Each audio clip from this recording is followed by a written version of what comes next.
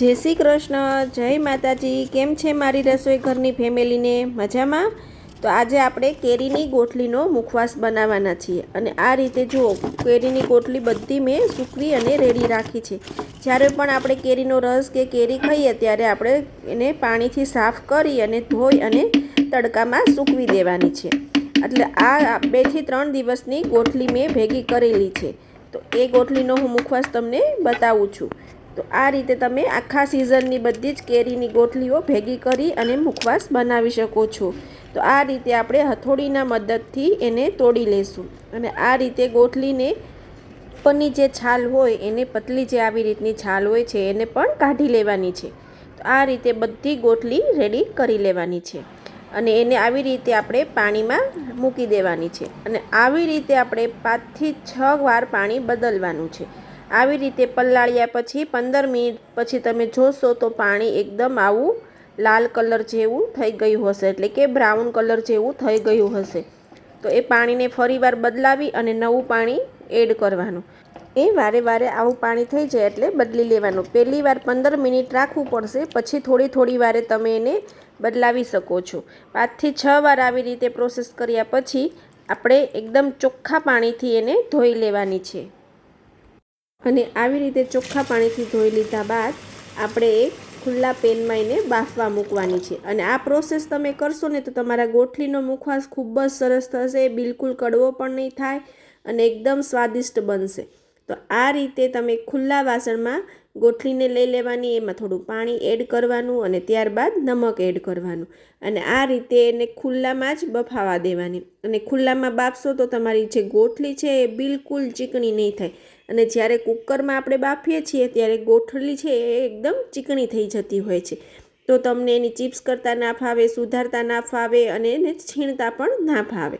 તો આ રીતે તમે ખુલ્લા વાસણમાં બાફશો ને તો બિલકુલ ચીકણી પણ નહીં થાય અને એકદમ કલરમાં પણ ગોટલીનો મુખવાસ ખૂબ જ સરસ થશે। એનો કલર પણ જળવાઈ રહેશે અને પ્લસ એ ચીકણી પણ નહીં થાય। તમે જોઈ શકો છો કે જેવી તમે તોડી અને બાફી અને પલાળીને કરી હતી એવી ને એવી જ અત્યારે દેખાઈ રહી છે। બફાઈ ગયા પછી પણ એનો કલર તમે જુઓ કે કેવો સરસ આવ્યો છે। એટલે આ ખાસ વાત ધ્યાન રાખવાની કે ખુલ્લા વાસણમાં જ ગોટલીને બાફવાની છે। ત્યારબાદ તમને જે પણ વસ્તુથી છીણવી હોય કે સુધારવી હોય એ વસ્તુનો ઉપયોગ કરી અને તમે અહીંયા કરી શકો છો।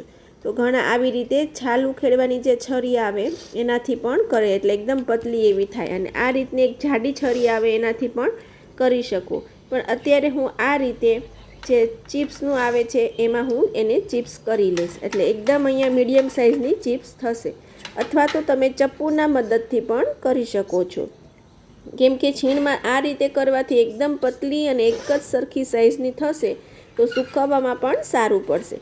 એટલે આ રીતની હું આપણે છીણી આવે એનાથી કરી લઉં છું એટલે એકદમ સરસ એક સરખી પતરી પડશે, ન વધારે જાડી કે ન વધારે પતલી। અને બાકી તમે ચપ્પુના મદદથી પણ એકદમ પતલી તમે કરી શકો છો। તો અહીંયા આપણે અડધી ગોટલીને આ રીતે કરી લેશું। બાદ અહીંયા હું થોડી ગોટલીને છીણી પણ લઉં છું। આનું થોડું છીણું એટલે કે નાનું એવું કતરણ થશે અને એ આપણે મુખવાસના ઉપયોગમાં લઈ શકીએ છીએ। એટલે પેલી જાડી જે કરીએ આપણે એમનેમ જ ગોટલીનો મુખવાસ જ્યારે ખાવો હોય ત્યારે એ રીતે છીણ કરી લઈએ અને પણ જ્યારે એકદમ આપણે મુખવાસ જોડે કે કોઈ આંબળાના મુખવાસ જોડે, તલના કે અળસીના મુખવાસ સાથે ખાવું હોય ત્યારે આવું એકદમ નાનું પતલું કતરણ હોય એટલે છીણેલું હોય તો ખાવામાં ખૂબ સરસ લાગે। એટલે અહીંયા આપણે 2 જાતની ગોટલીનો મુખવાસ રેડી કરવાના છીએ। તો અહીંયા એકદમ પતલી એવો મુખવાસમાં ભેળવી અને ખાઈ શકાય એ રીતનું અહીંયા છીણ તૈયાર કર્યું છે અને ત્યારબાદ અહીંયા બીજું એટલે કે જે જાડું છે જે ચપ્પુના મદદથી કરી શકો કે કોઈ તમે સ્લાઇસરના મદદથી કરી શકો એ રીતનું અહીંયા થોડું જાડું એવું આપણે કરેલું છે।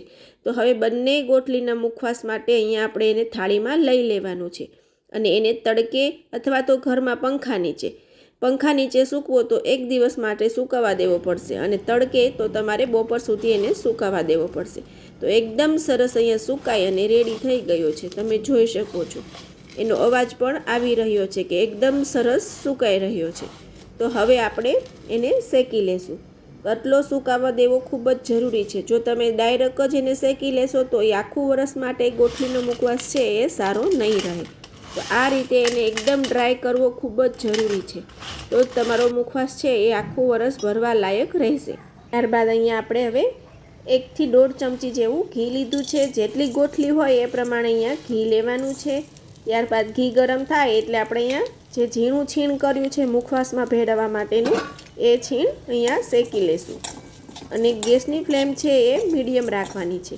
બહુ હાઈ ફ્લેમ ઉપર એને નથી શેકવાનો, બાકી એ દાજી જશે અને ગોઠલી છે એ કડવી થઈ જશે. એટલે એકદમ ધીરજ સાથે અને ધીરા ગેસ સાથે એને મીડિયમ ગેસ ઉપર એને શેકી લેવાનું છે. અને થોડા શેકાતા તમને ખબર પડશે કે ગોઠલીનો કલર છે એ ચેન્જ થવા લાગશે. તો આ રીતે થોડો કલર ચેન્જ થાય છતાં પણ અહીંયા આપણે હજુ 2 મિનિટ માટે એને શેકાવા દેવાની છે, જેથી કરી અને એકદમ સરસ ક્રિસ્પી એટલે કે એકદમ કડકડી થઈ જાય. તો આ રીતનો કલર આવે ત્યાં સુધી આપણે એને શેકી લેવાની છે. ત્યારબાદ એક અહીંયા થાળીમાં આપણે એને એડ કરી દઈએ, કેમ કે ડાયરેક્ટ આપણે કોઈ વસ્તુમાં ભરવાનું છે એમાં નથી લેવાનું. આમાં આપણે સંચળ પાવડર પણ આગળ એડ કરવાનું છે અને પ્લસ હજુ એ ગરમ છે, તો એ થોડું ઠંડુ પણ થઈ જાય. તો આ રીતે આપણે એક થાળીમાં લઈ અને એને આ રીતે ફેલાવી દઈશું, એટલે જેથી કરી અને સંચળ પાવડર પણ સરસ એવો એમાં લાગી જાય અને ઠંડી પણ થઈ જાય.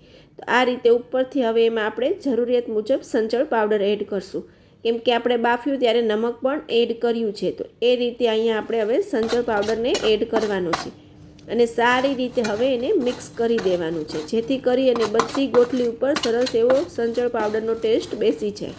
તો આ રીતે મિક્સ કર્યા પછી હવે જે આપણે જાડું કતરણ લીધું હતું, એટલે ડાયરેક્ટ તમે એને ગોઠલીના મુખવાસ તરીકે ખાઈ શકો, એ આપણે અહીંયા હવે શેકી લઈએ. એને પણ અહીંયા જરૂરિયાત મુજબ ઘી લઈ અને જે પહેલી રીતે આપણે શેક્યું એ જ રીતે અહીંયા ધીરા ગેસ ઉપર એને શેકી લેવાનું છે.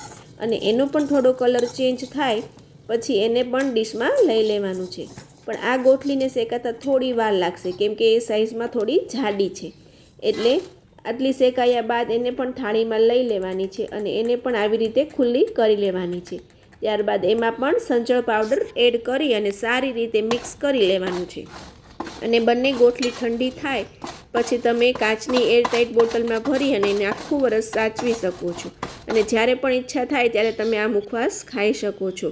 તો અહીંયા આપણે 2 પ્રકારનો મુખવાસ બનાવી અને રેડી કરી લીધો છે. આ તમે ડાયરેક્ટ ગોઠલીના મુખવાસ તરીકે ઉપયોગ કરી અને ખાઈ શકો એવું. જો આ એકદમ ઝીણો એટલે કે આપણે એકદમ છીણી અને એકદમ કતરણ કરેલો મુખવાસ એ આપણે દરેક મુખવાસની અંદર ભેળવી અને ખાઈ શકીએ છીએ. જેમ કે મેં તમને આગળ જણાવ્યું એ મુજબ તલના મુખવાસમાં, અળસીના મુખવાસમાં, મિક્સ મુખવાસમાં કે આંબળાના ચૂરણ સાથે મિક્સ કરી અને તમે આ ગોઠલીનો મુખવાસ ખાઈ શકો છો. અને આ મુખવાસ એટલો હેલ્ધી છે કે તમારે ઘણી બધી બીમારીઓ સામે રક્ષણ આપે છે. ખાસ કરીને પાચન શક્તિ સારી રહે છે, પ્લસ તમારું B12 ઘટતું હોય તમારા બોડીમાં તો B12ની ઉણપ આ દૂર કરે છે.